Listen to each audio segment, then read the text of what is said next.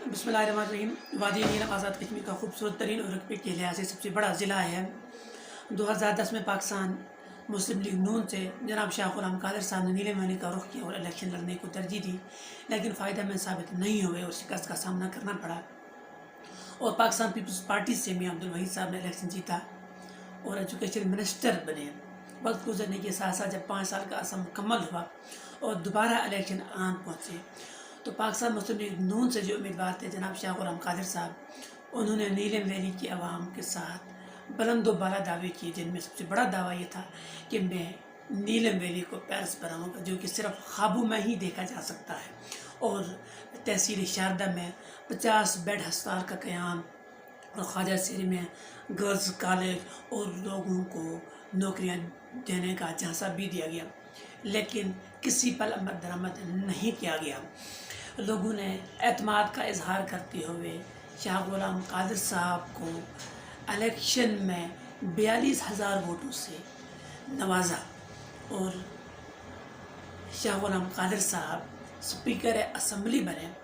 वक्त गुजरने के साथ साथ जब वो दावे जो किए गए थे वो दरे के दरे रह गए, तो लोग मुखालिफ होना शुरू हो गए। कुछ लोगों की सियासी वाबस्तगियाँ थी और कुछ लोगों की बहुत ज़्यादा कुर्बानियाँ थी मुस्लिम लीग नून के साथ, वो भी नाराज़ होना शुरू हो गए।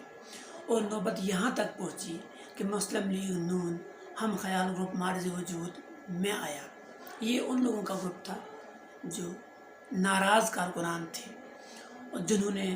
बाद में अपना उम्मीदवार इलेक्शन में लाने का ऐलान भी किया और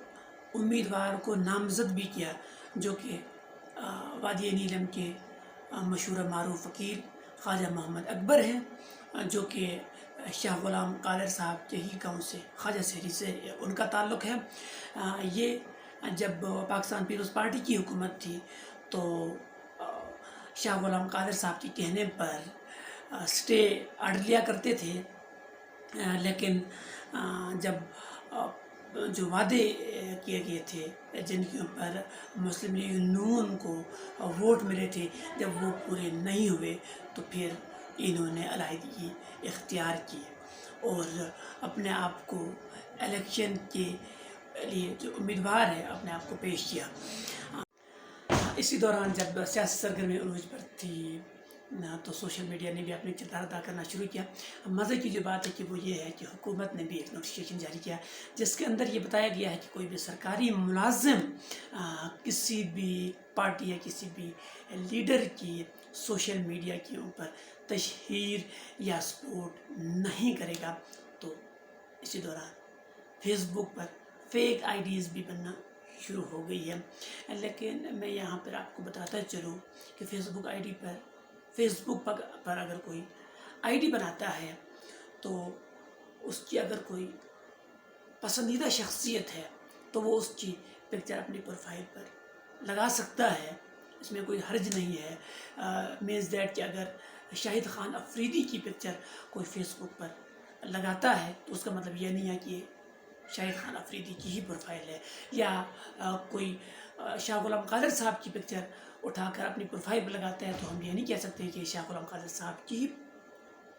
फेसबुक आईडी है। या अगर कोई इमरान खान साहब की पिक्चर उठाकर अपनी प्रोफाइल पर लगाता है, ये उससे मोहब्बत का इजहार करने के लिए इसे किया जाता है, तो हम ये नहीं कह सकते हैं कि ये इमरान खान साहब की ही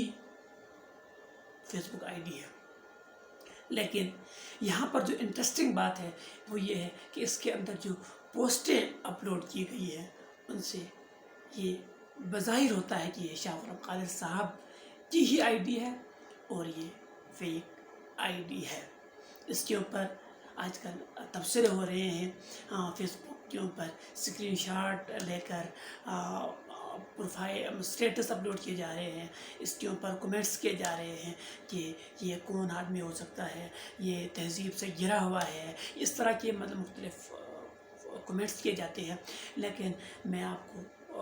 जो इंटरेस्टिंग बात बताने जा रहा हूँ कि उसके अंदर जो पोस्टें अपलोड की गई थी वो क्या थी कि उनमें एक पोस्ट ये थी जो कि अब रिमूव हो गई है, मैंने ख़ुद उसको पढ़ा है। उसके अंदर ये लिखा गया है कि جو شاہ غلام قادر صاحب کے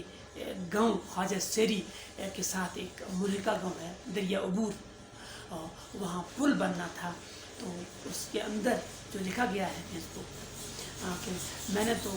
ٹھیکیدار مختار کو پیسے دیے تھے لیکن وہ کھا گیا، تو اب میں کیا کر سکتا ہوں، اور ایک